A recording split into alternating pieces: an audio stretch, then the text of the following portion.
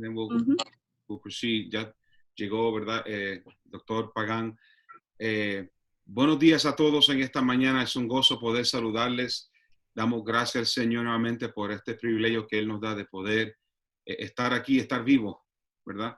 Un día más que el Señor nos ha regalado para engrandecer su nombre y conocerle más. Y esperamos que a través de estas clases virtuales que hemos ofrecido de parte del Departamento de Educación del Distrito Hispano del Este, yo sé que serán de gran bendición. Muchos nos han informado, nos han dado los testimonios de que han sido de bendición. Se ha comenzado y esperamos que nos quedan 3 semanas más con nuestro hermano doctor Samuel Pagán, que pronto estará con nosotros y presentando, ¿verdad? Todo lo que él tiene para nosotros en este día. Sin antes, quiero darle la oportunidad también a nuestro superintendente que está con nosotros. Pastor Manny, are you there? Yes, I am. Okay. Why don't you take the moment and greet everyone before we get started, brother? Okay. Dios le bendiga a todos una vez más y qué bueno que han podido conectarse en esta segunda clase que tenemos con el doctor Samuel Pagán, que sea edificante a sus vidas y que lo puedan aplicar en su vida diaria y también impactar a otras personas que puedan saber más de Jesús. Oremos al Señor y dar gracias al Señor por este tiempo que tenemos de enseñanza. Gracias, Padre, Señor. te damos gracias, Señor, a ti, Señor, te damos gracias por darnos la salud, por darnos la oportunidad de conectarnos juntos en una forma virtual y recibir tu alimento, tu enseñanza, Señor, a través de los labios del doctor Samuel Pagán, que tú le uses poderosamente.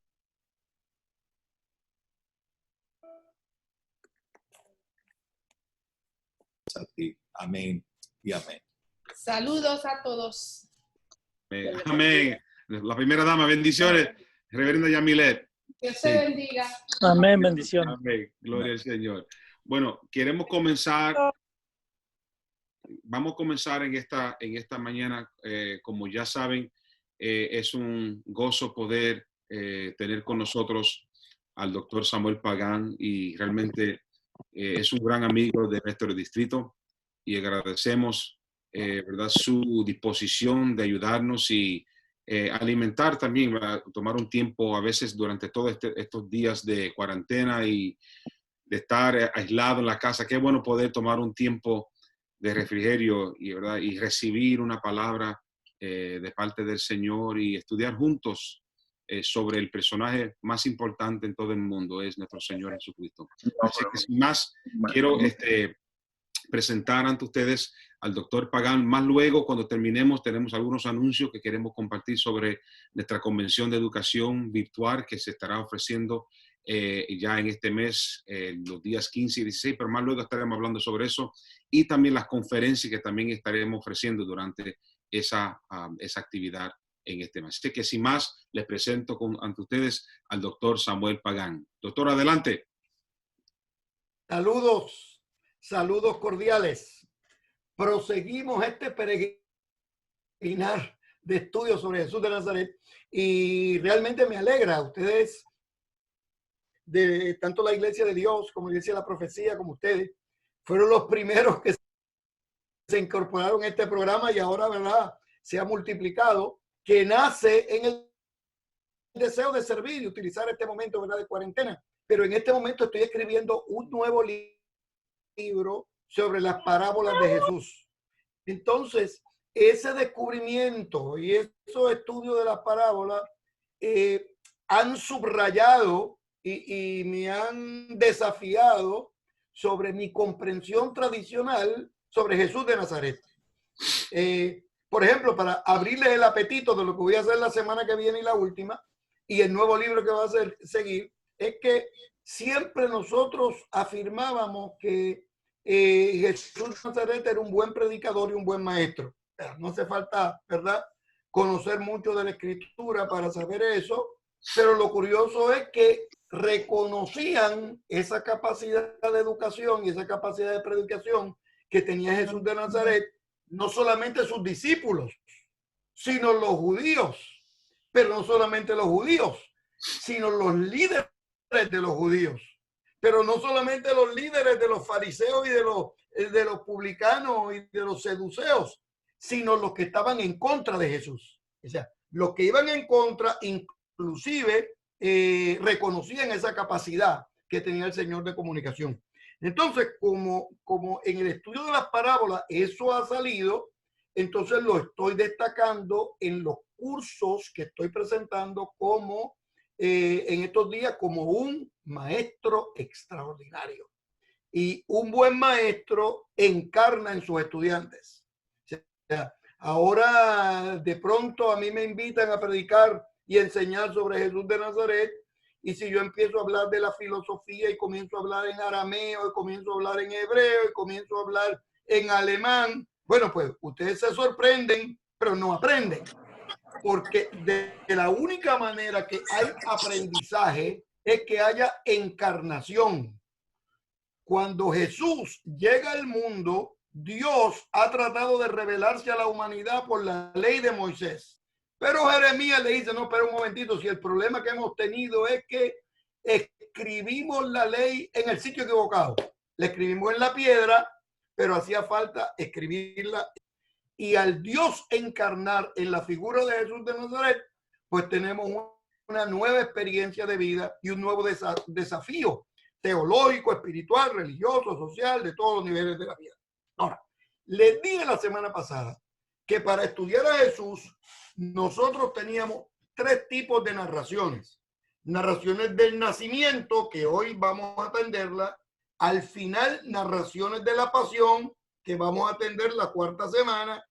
Y la semana que viene son narraciones de su ministerio. Que la semana que viene vamos a hablar de eso. Y quizá voy a destacar el tema de la oración, porque hay unos materiales que les vamos a regalar sobre eso, de forma tal que tengan material para predicación la semana que viene, pero que les estoy mandando material para que les sirva por un mes, por 2 semanas, por 2 meses, de forma tal que ustedes tengan en su mano recursos para que le puedan dar seguimiento a todo esto que estamos hablando.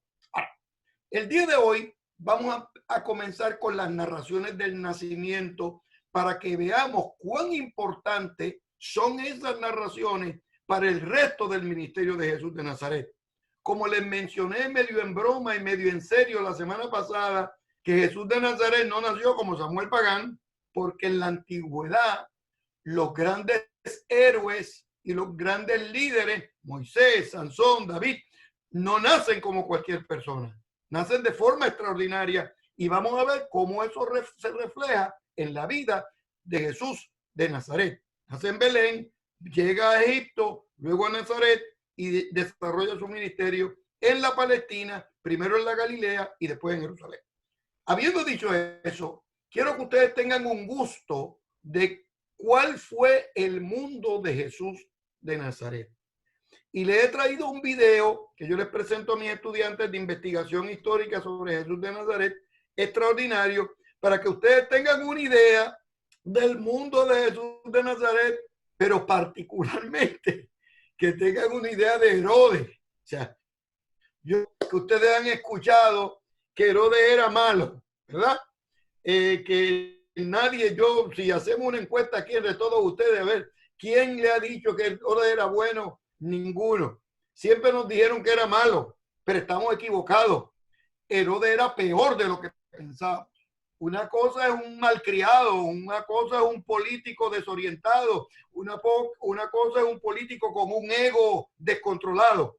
Otra cosa es Herodes, que tenía una condición psicopatológica que se conocería el día de hoy como esquizofrenia paranoide.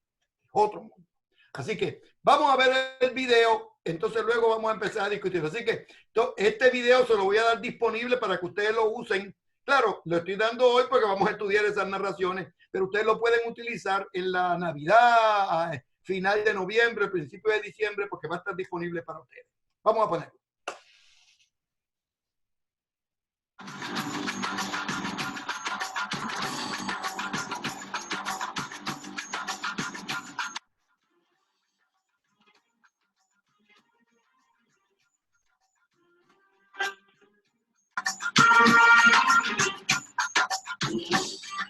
Jesús de Nazaret nació y vivió en la zona que hasta el día de hoy se la conoce como Palestina. A lo largo de la historia, esta región recibió diferentes nombres: Judea, Canaán, Israel, Tierra Santa. Todas estas denominaciones hacen referencia al mismo territorio, aunque sus límites sean algo difusos y no siempre coincidan entre sí. Desde el año 64 a.C., esta región formaba parte del Imperio Romano. Se trata de una zona montañosa que en esa época cobraba gran importancia por lo que significaba en las comunicaciones y el comercio. Toda la zona está recorrida por el río Jordán, que desemboca en el Mar Muerto. Palestina, en tiempos de Jesús, estaba dividida en 4 grandes provincias: Galilea, Samaria, Judea y Perea. Galilea era la provincia más al norte de toda la zona. Las ciudades principales de Galilea eran las de Naín y Caná, y entre ellas se encuentra la aldea de Nazaret en la que vivió Jesús. Nazaret quedaba, aproximadamente, a unos 140 kilómetros de Jerusalén. Galilea es una zona montañosa, pero su parte más baja se encuentra a las orillas del mar de Galilea, que también es conocido como Mar de Tiberíades o Genesaret. Esta llanura era un camino de paso de las caravanas de comerciantes que iban hacia la ciudad de Damasco. Por esta razón, en toda la zona de Galilea había gran cantidad de extranjeros y se percibían múltiples culturas y costumbres. Por esta razón, todos los habitantes de Galilea eran considerados paganos, ya que sus costumbres religiosas eran menos rigurosas como consecuencia de este entramado cultural. Las casas de los campesinos de la zona eran pequeñas, y las grandes extensiones de tierra generalmente pertenecían al rey, sus familiares o algún comerciante rico. La provincia de Samaria estaba habitada por población de diferente origen. Si bien había en toda la zona una gran mezcla de razas, los samaritanos se consideraban auténticos judíos. Había una gran rivalidad entre esta provincia y la de Judea, ya que a lo largo de los años se habían generado diversas situaciones de conflicto e invasión que habían alimentado la rivalidad. Los samaritanos negaban la importancia religiosa de Jerusalén, y los judíos tomaban a los samaritanos como herejes. En Judea se encuentra la ciudad de Jerusalén, capital de la región y ciudad en la que se encuentra el templo. Jerusalén es una ciudad rodeada de desiertos y por lo tanto, una zona con gran cantidad de pobreza. La importancia de la zona es fundamentalmente religiosa, ya que no tiene ubicación estratégica para el comercio ni las comunicaciones. La tierra estaba en pocas manos. Y por esa razón toda esta zona había sido un lugar de gran convulsión social. Entre el año 57 al año 37 a.C., en Galilea. El pueblo seguía a cualquiera que le prometiera liberarse del impuesto que Roma había creado desde la invasión al territorio. Cada una de las provincias tenía un gobernador que respondía al Imperio Romano y que, por lo general, ejercían la autoridad reprimiendo con gran violencia cualquier situación que amenazara la estabilidad del orden político. Había gran pobreza y violencia como consecuencia del sistema político y económico en el que se vivía. En cuanto a lo religioso, también había grandes conflictos. Toda la población de Palestina era muy creyente, pero no todos comprendían la religiosidad del mismo modo. Había en aquel entonces diferentes grupos de personas que tenían mucho que ver en la vida religiosa del pueblo. Por un lado encontramos a los saduceos, que toman su nombre de Sadoc, que fue sumo sacerdote en tiempos de Salomón. Este grupo era integrado por las familias sacerdotales dirigentes, los principales comerciantes y las familias más ricas del campo. Era un grupo sumamente elitista, con gran poder económico e influencias políticas. Otro grupo era el de los sacerdotes. Ellos habían organizado al pueblo luego de la invasión babilonia en el año 538 a.C. y desde aquel entonces tenían un poder político y social que persistía aún en tiempos de Jesús. El sacerdocio no era una opción vocacional sino hereditaria. Según la ley, solo podían ser sacerdotes aquellos que fueran descendientes de Aarón, el hermano de Moisés. Por esta razón, formaban un círculo cerrado. Sin embargo, a partir de la invasión del Imperio Romano, el gobernador tenía la posibilidad de nombrar al sumo sacerdote. Desde ese entonces el cargo dejó de ser hereditario. La mayoría de ellos vivía en Jerusalén, lejos de Galilea, y eran los responsables del culto en el templo. Los ancianos aparecen siempre vinculados a los sacerdotes. Sin embargo, la palabra anciano en el contexto del Evangelio, no necesariamente hace referencia a la edad. Son los jefes de las familias más ricas e influyentes de Jerusalén. Tenían alianzas con el Imperio Romano, pues con ese orden político ellos lograban beneficios económicos. Los fariseos eran un grupo religioso caracterizado por su estricto conocimiento y cumplimiento de la ley. Para ellos la relación con Dios tenía esta característica y velaban porque todo el pueblo también la cumpliera. Ellos mismos habían terminado de configurar un código legal que contenía 613 leyes que regulaban la vida y el comportamiento del pueblo. Quienes no cumplían estas normas pasaban automáticamente a ser considerados impuros y, por lo tanto, excluidos de la vida social y religiosa.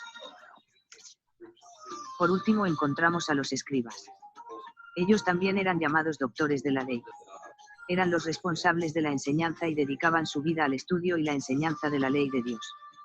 Sabían casi de memoria todo lo que enseñaban y eran reconocidos por su conocimiento. En la sociedad también había grupos definidos. Por un lado estaban los publicanos o recaudadores de impuestos. En aquel tiempo, los recaudadores no eran empleados del Estado, sino comerciantes que adquirían o compraban el derecho a recaudar impuestos. Pagaban una determinada suma de dinero al imperio, y lo que obtuvieran por encima de esa suma pasaba a ser dinero de su propiedad. Era frecuente que el pueblo hebreo no conociera el sistema romano de recaudación de impuestos, pero tampoco se animaba a reclamar por temor a un castigo violento. Esto llevaba a que hubiera grandes abusos. Los recaudadores no siempre eran gente adinerada.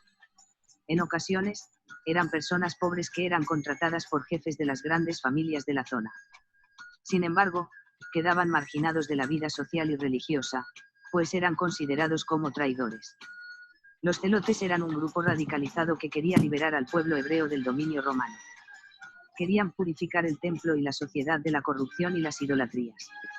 Eran profundamente religiosos, pero en tiempos de Jesús aún no lograban conformar una organización sólida. Eran grupos clandestinos con una sólida ideología religiosa y política que buscaba la liberación de Israel. El pueblo estaba, por lo tanto, a merced de las circunstancias. No existía defensa ni prevención. En caso de una enfermedad, mala cosecha, plaga u otros desastres, nadie lo ayudaba. Era muy sencillo quedar ubicado por fuera de la vida social como consecuencia de alguna inconducta, producto del desconocimiento de la ley, o como consecuencia de la necesidad a causa del agobio económico que el imperio generaba. La necesidad de comer, de vivir, de alimentar a la familia obligaba al pueblo a pagar los impuestos, a comprar mercaderías, a conseguir empleo, a hospedar visitantes. Todo esto debilitaba la identidad religiosa y los llevaba a moverse en los márgenes de la ley hebrea.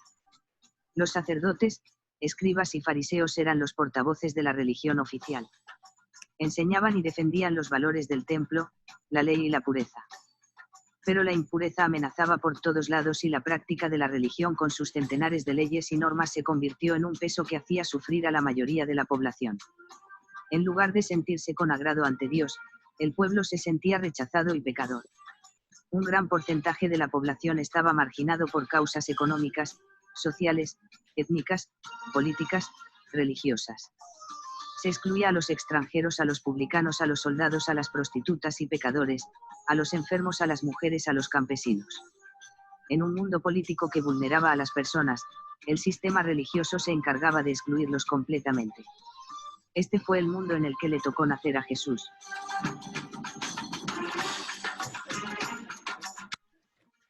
Muy bien.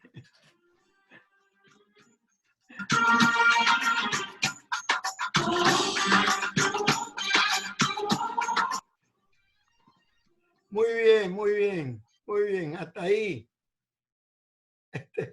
Dani, muy bien. Ese fue el mundo que le tocó nacer a Jesús. Déjenme destacar varios elementos. Número uno, era un mundo políticamente cautivo en el Imperio Romano, que más o menos en el año 4 o antes de Cristo, Herodes se reunió con los líderes del Imperio Romano y les dijo que si le daban un ejército,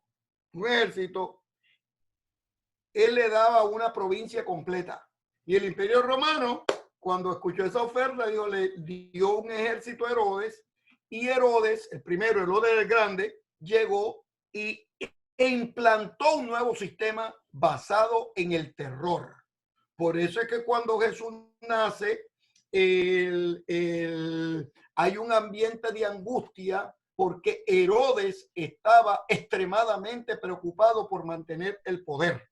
Le voy a dar un detallito sobre Herodes porque hay un documento romano que dice, uno de los emperadores romanos que dice que en el reino de Herodes era mejor ser perro o cerdo en vez de ser una esposa, un general o un hijo de Herodes. Porque Herodes no mataba perros ni mataba cerdos. No quería saber de eso. Pero si la esposa era muy bonita, la mataba para que no se la vieran. Si los generales eran muy populares en el pueblo, los mandaba a matar para que el pueblo sufriera. Y si los hijos eran muy inteligentes, también los mandaba a matar para que no se sublevaran contra él. Era una persona emocionalmente inestable. Una persona así, especializada en matanzas, especializada en asesinatos, pues no podemos dudar que haya organizado una campaña para matar niños. Yo quiero que sepan ustedes que el proyecto para matar a Jesús y para matar niños no es el primero que se lleva a efecto en el Oriente Medio, porque ya Egipto, cuando había nacido Moisés, trataron de matar los niños de esa época de forma tal de poder eliminar el crecimiento de la comunidad hebrea. Y eso se repite. Herodes, que era una persona enferma, lo trató de implantar allí. En ese mundo, nosotros tenemos las narraciones evangélicas. Eso es lo que nosotros tenemos. Y nosotros tenemos las narraciones evangélicas sobre el nacimiento en 4 evangelios. En primer lugar, para empezar por el final, nosotros tenemos en el Evangelio según San Juan que no hay referencia a nacimiento en Belén, no hay referencia a la estrella, porque el origen de Jesús no se relaciona con Belén, sino se pone, según el Evangelio según San Juan, en el comienzo mismo de la historia. Por eso el texto comienza diciendo: en el principio era el verbo, y el verbo era Dios, etcétera, etcétera. Juan comienza en el día 1. Luego, Marcos tampoco hace referencia al nacimiento. Marcos comienza con Juan el Bautista. Los 2 evangelios que presentan el nacimiento de Jesús son el Evangelio de Mateo, escrito para la comunidad judía, y el Evangelio de Lucas, que tiene la comunidad no solamente judía, sino griega en mente. Y cada uno de los evangelios le pone su huella digital. Por ejemplo, nosotros tenemos que Mateo, que se escribe a una comunidad judía, el nacimiento de Jesús no es otra cosa que el cumplimiento de las antiguas profecías del Mesías en el Antiguo Testamento. Y uno puede ver que es el cumplimiento de las profecías de Isaías. ¿Recuerdan? Llamará su nombre Admirable Consejero. Un nombre ese. Los 2 son un solo nombre. Admirable Consejero, Dios fuerte, Padre eterno y Príncipe de paz. Con esos 4 pares de nombres se presenta el Mesías, que según Isaías, su nombre iba a ser también Emanuel, que no es otra cosa sino decir que Dios iba a estar con su pueblo. Una alusión a la encarnación. Y Mateo sencillamente lo que dice es: mire, eso que profetizó Isaías se cumplió y tiene nombre, apellido y número de seguro social. Voy a ponerlo en el día de hoy. Nombre se llama Jesús, apellido proviene de Nazaret y además cumple en su vida los antiguos oráculos de los profetas. Y si alguno de ustedes todavía tiene duda, ¿verdad?, de los 189 que están, ¿verdad?, inscritos, si alguno tiene duda, tome el Evangelio de Mateo, la primera página, mire atrás a Malaquías, que es el texto, y el último texto de Malaquías dice: va a venir uno que va a anunciar el Mesías, y va a venir uno y va a preparar el camino del Mesías. Cuando usted lee el capítulo 1 de Mateo, ¿qué descubre? Que hay uno que se llamaba Juan, que vino a anunciar el sendero y el ministerio del Mesías. Quiere decir que Mateo es el cumplimiento, se presenta en las narraciones del nacimiento, en el cumplimiento de las profecías del Mesías. Para que tengan una idea, en Mateo hay 4 relatos del nacimiento y en Lucas hay 10. 4 en Mateo, 10 en Lucas, pero algunos se repiten. O sea, que no vayan a pensar que son 14, pero en algunos se repite. Para ver, son 9, quizás 10. Pero hay 4 en Mateo y 10 en Lucas. Y en Mateo los temas son los siguientes. 1, genealogía. Y la genealogía es importante para Mateo porque había que demostrar que el Mesías nacido era hijo de David. O sea, no era de cualquier persona. Para ser la característica fundamental del Mesías era que tenía que venir del linaje de David, y para que fuera kosher, para que fuera una persona completa en la tradición judía, lo sacan desde Adán, Abraham y de todos los personajes. Mateo, segunda narración, ¿cómo fue el nacimiento? En el nacimiento hay eventos espectaculares, hay profecías, hay ángeles, hay estrellas. No es un nacimiento cualquiera. En Mateo, tercero, hay magos de Oriente. Y los magos de Oriente cumplen un propósito teológico singular en las narraciones del nacimiento, porque es una forma de decir que el Mesías llegó no solamente para el pueblo de Israel, no solamente para los que vivían alrededor de Jerusalén, sino para el mundo entero. Recuerdan que Dios le había ya hablado a Abraham, le dio cuenta todas las estrellas que hay ahí o la arena del mar. Así va a ser el pueblo, porque la gracia de Dios iba a superar los niveles étnicos de los israelitas para llegar a la humanidad. Entonces, con la llegada de los sabios de Oriente, recuerdan que no hacían magia. Magi se traduce del latín, llega al español a través de la traducción de Reina Valera, pero no son magos, sabios del Oriente. Y el cuarto nivel en Mateo de las narraciones del nacimiento es Herodes. Ya le he dicho que Herodes es una figura singular, era psicópata y movió al niño de Belén, lo lleva a algo pasó. Ahora está. Lo lleva a Egipto, pero desde Egipto, cuando muere Herodes, la familia de Jesús no va a Belén, sino que va directamente a Nazaret.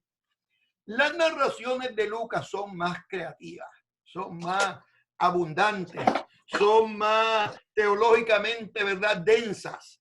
Y si ustedes se dan cuenta, piensen en los sermones que ustedes han preparado sobre las narraciones del nacimiento, todas las navidades que ustedes, y ustedes se darán cuenta que la mayoría, no todos, pero la mayoría de sus sermones vienen de Lucas, porque Lucas incluye, 1, el anuncio del nacimiento de Juan el Bautista. 2, anuncio del nacimiento de Jesús. 3, la visita de María a Elizabeth. 4, el nacimiento de Juan el Bautista. 5, la profecía de Zacarías. 6, el nacimiento de Jesús. 7, los ángeles, los pastores, la estrella, la revelación extraordinaria, hasta que llega, narraciones del nacimiento, hasta que llega que Jesús llega a los 12 años. Primero lo presentan a los 8 días en el templo, luego regresa a los 12 años y regresa a los 12 años para celebrar el Bar Mitzvah, donde se hacía un judío, ¿verdad?, adulto, y comenzó primero su juventud y luego comienza su ministerio. En las narraciones del nacimiento hay afirmaciones teológicas extraordinarias, y esto les puede servir para sus sermones, no solamente en estos días, sino en la Navidad. Número 1, Dios cumple sus promesas. Aunque se tardó, aunque los grupos de los judíos en la época de Isaías querían que fuera en esa época, Los grupos judíos en la época de Ezequiel quería que fuera en esa época. Los grupos judíos en la época de Daniel creía que era en esa época. Dios interviene en la historia cuando entiende que es el momento óptimo para demostrar su poder y su virtud. La gente me dice, mire, doctor, disculpe, pero pudo haber nacido antes y pudo haber nacido después. Pero en la sabiduría divina, ese momento de Herodes era fundamental porque se encontraban los poderes humanos en su más adversa demostración en Herodes y los poderes divinos en su más grata manifestación en Jesús de Nazaret. De pronto se encuentran el rencor, la hostilidad, la misericordia, la opresión política, la desorientación social, la religión superficial, por un lado, y se encuentran con una familia pequeña, de una comunidad pequeña, un niño recién nacido que no es lo más frágil que hay. A ese niño no lo ponen en una cuna de oro, lo ponen en un pesebre lleno de microorganismos patógenos. Los pesebres no son los lugares para poner a los niños. Lo ponen allí indefenso, y cuando lo ponen indefenso, que está a merced del poder político y militar de Herodes, Dios se las arregla para que un niño sencillo y una familia sencilla tenga la capacidad y el poder y la autoridad y la virtud de vencer a Herodes, que representaba un imperio. Lo pequeño se manifiesta con autoridad. Lo que no tiene mucho valor para la sociedad se pone de manifiesto de forma extraordinaria y se presenta ese como el primer valor teológico. Segundo elemento teológico de importancia en las narraciones. Y ahora aquí los predicadores que me están escuchando se van a contentar muchísimo. Se los dije en estos días. No sé cuántos de ustedes conocen a Ricardo Rodríguez del Centro Mundial de Avivamiento. Les dije que en estos días estoy escribiendo los libros académicos para destacar la importancia del Espíritu Santo y la importancia de los avivamientos en la historia. Yo quiero que ustedes sepan, en ese momento del nacimiento, lo sobrenatural estuvo de fiesta. Todo lo que fue sobrenatural se manifestó alrededor del nacimiento. Por ejemplo, los ángeles estuvieron presentes. Hubo ángeles para María. Hubo ángeles para José. Hubo ángeles antes del nacimiento y después del nacimiento. Hubo ángeles que le anunciaron a los pastores que el Mesías había nacido. Hubo ángeles, bueno, para no dejar de mencionar los ángeles, yo quiero que ustedes sepan que en Belén hay una tradición que se guarda hasta hoy, día de paso. El día de hoy nosotros la vimos en Belén, que cada vez que nace un niño, un bebé, la comunidad se organiza para cantarle al niño frente a la casa. Una especie de bienvenida. Jesús no tuvo quien le cantara, porque no era de ahí, era de Nazaret. Ustedes saben qué hizo Dios. Le organizó un coro de ángeles que entonan mejor que los hermanos y las hermanas de las asambleas de Dios del noreste y de los cristianos de América Latina, y que Samuel Pagán y Daniel de Jesús. O sea, frente a la realidad humana, de pronto Dios responde de forma extraordinaria y especial. Como si fuera poco, hay una estrella símbolo de luz, símbolo de esperanza, símbolo de virtud. Ahora, en mi libro sobre Jesús de Nazaret y en la conferencia que ustedes van a recibir en estos días y la semana que viene, yo les explico que apareció en China, que en el año 3 o 4 antes de Cristo hubo una realineación de las estrellas y se veía Venus, Marte y Júpiter en una línea y se veía como una estrella gigantesca. Ese arreglo duró como 6 meses y se veía 3 días 4 días al mes por 6 meses.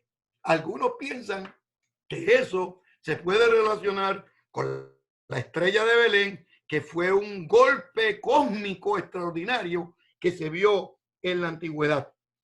Y por último, desde la perspectiva teológica, en las narraciones del nacimiento se pone de relieve un Dios soberano, un Dios extraordinario.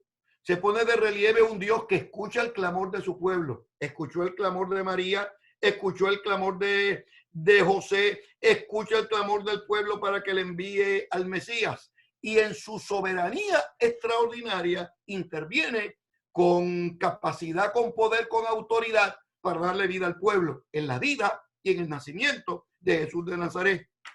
La gran virtud teológica del nacimiento es que desde el día 1 y antes, Dios está en control de la historia y está en control de todo lo que le pasa a Jesús de Nazaret y está en control de todo lo que dice y hace Jesús de Nazaret, y a su vez es un prototipo de lo que Dios tiene la capacidad de hacer e intervenir con la iglesia primitiva, con la iglesia a través de la historia, con la iglesia contemporánea y con las pastoras y los pastores de las asambleas de Dios en el noreste. Un Dios soberano interviene en la historia e interviene de forma espectacular y de una forma extraordinaria. Voy a añadir un elemento adicional para entonces separar un rato para las preguntas y para las respuestas. En las narraciones del nacimiento hubo muchos personajes.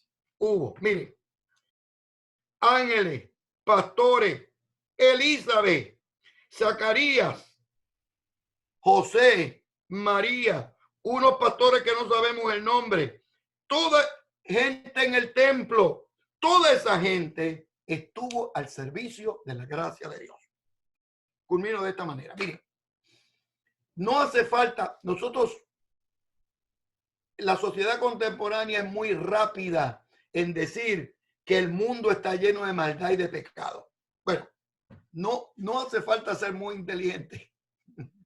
Yo le explicaba una de las conferencias que le di al grupo de la Asamblea de Dios del año pasado, en el encuentro que tuvimos en América, que casualmente el pastor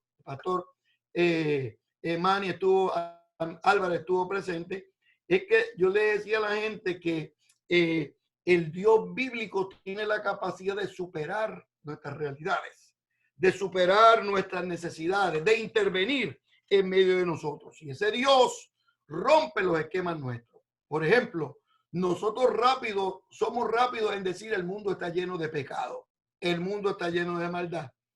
Bueno, la verdad, entre ustedes y yo, que no hace falta ser muy inteligente para ver que el mundo hay maldad, droga, coronavirus, asalto, yo no sé cuántos problemas hay. Eso es verdad. Pero escuchen esto bien, para que lo prediquen el domingo. Solamente de una cosa, nada más. Una cosa nada más. La Biblia dice que el mundo está lleno. Una cosa nada más. Y es de la gloria de Dios. Aunque hay maldad y hay dolor y hay desesperanza y hay muerte y hay coronavirus y hay dolor y angustia y opresión política, social y espiritual, eso es verdad. De lo único que la Biblia dice que el mundo está lleno es de la gloria de Dios. Y se lo digo a Isaías, cuando los seres espirituales cantaban y decían, Santo, Santo, Santo, Señor de los ejércitos. ¿Recuerdan? Lo que sucede es que toda la tierra está llena de tu gloria. Cuando nosotros somos capaces de confiar que la tierra está llena de la gloria de Dios y que Dios es un Dios soberano, tenemos paz. Cuando nosotros somos capaces de esperar en las promesas de Dios, y escuchen esto bien, aunque no lo veamos, aunque no lo sintamos, aunque no creamos que está presente en ningún lugar, yo quiero que ustedes sepan que la Biblia ha prometido que donde 2 o 3 se reúnen en su nombre, ahí Él va a estar. Y si Él dijo que iba a estar, Él va a estar. porque dijo que iba a nacer en el Mesías. Y el día de hoy nosotros estamos en espera del cumplimiento del resto de sus promesas, porque queremos serle fieles a Dios a tiempo y fuera de tiempo. Las narraciones del nacimiento. La semana que viene vamos a las narraciones del ministerio y vamos a ver la importancia de oración en el ministerio de Jesús. Dani, disculpa que me pasé 4 minutos. No, usted 4 minutos. Puede continuar, pero realmente, wow, qué tremenda presentación ha hecho en esta mañana. Nos ha hablado, ha dicho muchas cosas interesantes, algo que anoté mientras que usted hablaba sobre una frase que usted compartió y dijo: lo sobrenatural estaba de fiesta cuando Jesús nació. Y interesante que obviamente sabemos que nació en un ambiente de crisis por lo que estaba sucediendo en este tiempo. Podríamos decir en este tiempo también de crisis, porque a pesar de que, o sea, desde el comienzo Jesús, la vida de Jesús aquí en la tierra nació en medio de la crisis. Todavía seguimos viviendo en medio de la crisis, pero el mismo Dios de ayer es el mismo Dios de hoy y por los siglos. Y verdad, háblame rápidamente. Yo tengo unas preguntas que nos hicieron algunos estudiantes, pero eso de lo sobrenatural estaba de fiesta. ¿Será que todavía está de fiesta lo sobrenatural en medio de esta crisis? Sí. Mira, muy buen comentario, Dani. La verdad es que ustedes saben que hubo momentos en la historia donde la gente no notaba que Dios estaba interviniendo de forma extraordinaria. Hay momentos que la Biblia dice no se escuchaba la palabra de Dios. Era un momento donde no había mucha revelación de Dios. Pero de la misma manera que hay momentos de sequía, vamos a llamarlo, de sequía divina, hay momentos de esplendor. Y el nacimiento no les mencioné, porque lo tengo para la semana que viene, pero le voy a adelantar hoy que cuando Jesús nace, comienza una crisis de salud mayor en el norte de la Galilea, en Siria, y tiene nombre y apellido. Se llamaba lepra. O sea que Jesús ministra en un mundo de virus, en un mundo de cuarentena. No se podía tocar a los leprosos, había que tocarlos de lejos. Y recuerdan que en ese momento cualquier problema de la piel, psoriasis, para decirle un ejemplo, una psoriasis que nosotros tenemos casi 200 personas en esta presentación, el 25% de toda la gente en Estados Unidos tiene algún tipo de psoriasis. O sea que 50 personas de las que están oyéndome tienen psoriasis. Si ustedes vivieran en la época de Jesús, los sacaban porque los declaraban leprosos. Jesús tiene que ministrar en un momento como ese. Sin embargo, la gloria de Dios se manifiesta. Y lo repito con contentamiento, lo sobrenatural era la orden del día y lo disfrutaban de forma extraordinaria. ¿Puedes repetir una de las preguntas que nos hacen? Usted mencionó, por favor. Usted mencionó los 10 relatos en Lucas y algunos, me gustaría ver si podías repetir de las narraciones. Sí. Usted dijo, mencionó 10 y algunos quedaron pendientes a esa información. 1. Anuncio de del nacimiento de Juan el Bautista. 2. Anuncio del nacimiento de Jesús. Visita del ángel a Elizabeth.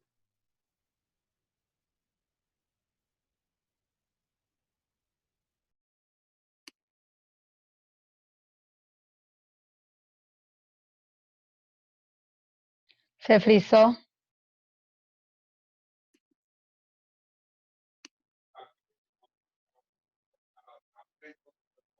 Porque creo que está... Yeah, it's frozen now, Danny. Yeah. Creo que se frizó. Yeah. El video. Right. No sé si él todavía está... El audio se frizó, el audio. Se frizó, sí. Vamos a ver si podemos lograr conectarlo otra vez.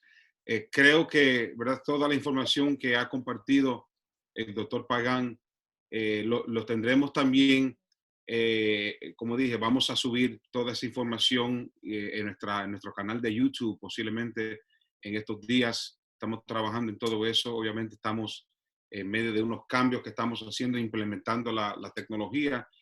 Y obviamente cuando tenemos la tecnología, usted sabe que siempre hay cosas que pueden suceder como lo que sucedió, que perdimos al doctor. Créeme que todavía está con nosotros, pero perdimos el video, ¿verdad? El video de él. Pero sin embargo, la información va a estar disponible en el video nuevamente para los que no pudieron anotar los 10 puntos que él trajo.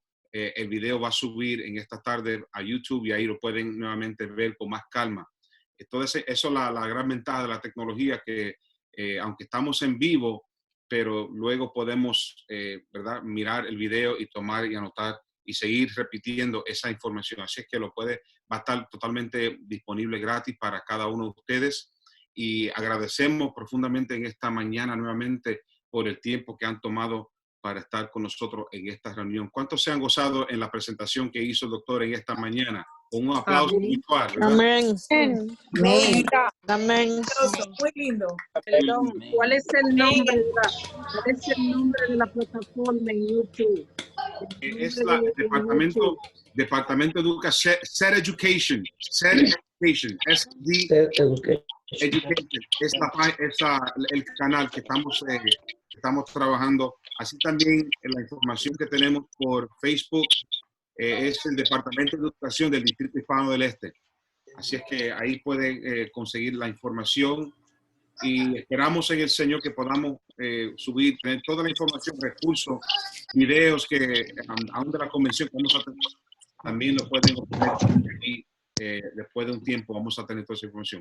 Déjame compartir. Estoy aquí de nuevo, Dani, disculpa. Ahí llegó. Llegó. Okay. Se fue la electricidad. Oh, ok. Ahora estoy aquí. No, gracias a Dios que no fue el rapto, que entonces sí nos tuvimos un problema. Amén, amén. Deja ver si puede. No veo el video. Ah, ahí llegó realmente. Ok, muy bien. Lo que estaba diciendo, doctora, es que toda esta información que usted ha compartido la vamos a subir, la vamos a tener en nuestro canal de SED Education, y ahí pueden ver todos los puntos nuevamente que van a tener sobre, ¿verdad?, sobre cualquier pregunta, si pueden repasar nuevamente la información que usted ha compartido. Nos hemos gozado nuevamente con usted. Yo sé que hay preguntas. Los hermanos que tienen preguntas, siéntese libre de escribirlas y enviarlas nuevamente a al correo electrónico education@sedag.org, education@sedag.org, y ahí pueden recibir, quizás la hermana Giselle nos puede poner esa información en el chat, y así ustedes ahí está la información, ¿verdad? Pueden usar ese correo electrónico para cualquier pregunta que desean hacernos sobre cualquier situación que tengan. Una de las semanas me acaba de mencionar de que hay algunos que están tratando de registrarse para las conferencias de la convención. Pueden también escribirnos allí para nosotros poder dirigirnos hacia esas necesidades. Bueno. ¿Puede repetir el email, por favor? El email está escrito allí mismo en el chat. Dice educación@sedag.org. Gracias. Ok, muy bien. Quiero aprovechar, tenemos algunos minutos todavía para simplemente, antes de terminar con el doctor nuevamente, quiero rápidamente subir esta información. Déjame ver si lo tengo aquí. Giselle, can you bring up the flyer for the convention? Yes, I will bring it up. Okay. Nosotros tenemos nuestra convención de educación, como ustedes ya saben, hemos estado anunciando esto ya por ya una semana y media estamos anunciando la información de nuestra convención de educación los días 15 y 16 de este mes de mayo, comenzando a las 7:30 el viernes por la noche. Tendremos un segmento antes, un saludo quizás de los principales, ¿verdad? Pero estamos organizando todo eso, pero tomamos este tiempo también para anunciar esta convención tan importante. Fácilmente podíamos cancelarlo todo y quedarnos, ¿verdad?, simplemente con la cancelación que habíamos hecho. pero sentimos de parte del Señor nuevamente, hablando con los líderes, nuestro superintendente y a cada uno de los principales, de que en este tiempo queremos lanzar la convención de manera virtual, ya que todas estas clases que estamos teniendo ahora mismo por Zoom, todo esto se está haciendo virtualmente y creo que ya el departamento, las iglesias, los pastores, los educadores, cada uno estamos ya acostumbrados a lo virtual, a Zoom. Los puntos serán por Facebook y las conferencias, los talleres serán por medio de Zoom. Quiere decir que para usted entrar a uno de los salones para recibir las conferencias, necesita registrarse. Va a ser totalmente gratis, no hay un costo para poder entrar o nada, simplemente registrarse. Sé que hay un problemita que algunos tuvieron para registrarse. Vamos a ver si podemos arreglar todo eso para que cada uno pueda registrarse. Y la idea aquí es simplemente de usar esta convención distrital de educación para simplemente promover la educación dentro de estas iglesias. Ahí habrá conferencias, talleres y plenarios para todos, tanto para pastores, educadores de adultos, de jóvenes y también de niños. Así que va a haber algo para cada uno de los que asisten. Yo sé que va a ser de gran bendición. La convención siempre es una gran bendición para nuestras iglesias, nuestros institutos bíblicos, la escuela de teología. Todas esas instituciones se unen en una celebración. Y en este año no podemos hacerlo tradicionalmente como hacemos en Mahanaim, pero lo haremos de manera virtual. Así que le invitamos para estar conectado.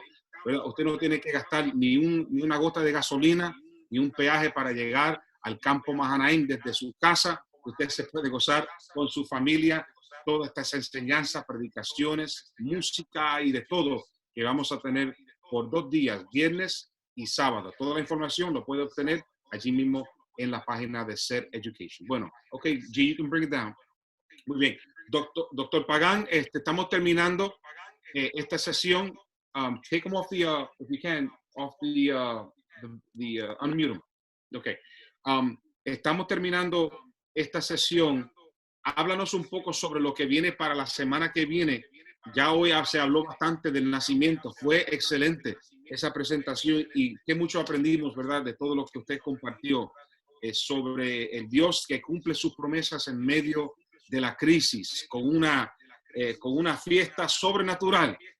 Y esperamos que de igual manera, eso mismo, en medio de esta crisis, el Señor también hay una fiesta sobrenatural y algo poderoso que Dios, ¿verdad?, está preparando para cada uno de nosotros. Pero me gustaría que nos terminara con unos últimos. Mira, la semana que viene vamos a tocar varios puntos de interés.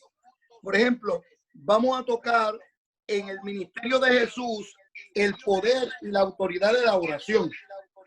Y vamos a utilizar como modelo no solamente el Padre Nuestro, que es la oración, ¿verdad?, común, más popular de Jesús, sino vamos a utilizar la oración de Juan, que se conoce como la oración sacerdotal o el testamento de Jesús, Juan 17. Vamos a verlo de manera especial y la última semana vamos a hacer una serie de afirmaciones teológicas sobre la importancia de la comprensión y el disfrute del ministerio de Jesús de Nazaret. Esto va a ser la última semana. Les mandé hoy varias conferencias que pueden utilizar sin ningún tipo de problema sobre Jesús de Nazaret, donde exploro el elemento psicológico en Jesús de Nazaret, el elemento de la piedad, el elemento de las tentaciones en Jesús de Nazaret, cómo él manejó esos desafíos. Pero es material que ustedes van a tener, siéntanse libres en usarlo sin ningún tipo de problema. Úsenlo sin inhibición, que es lo que Dios quiere para ustedes. Entonces, la semana que viene vamos a empezar a traducir esto en categorías teológicas que puedan disfrutar. De ahí en adelante, yo estoy escribiendo un libro sobre las parábolas. Entonces, en este libro de las parábolas voy a destacar el poder educativo de Jesús de Nazaret. Y sabe yo si la semana que viene les abro el apetito para que tengan y les mando un material adelantado para que puedan disfrutar eso.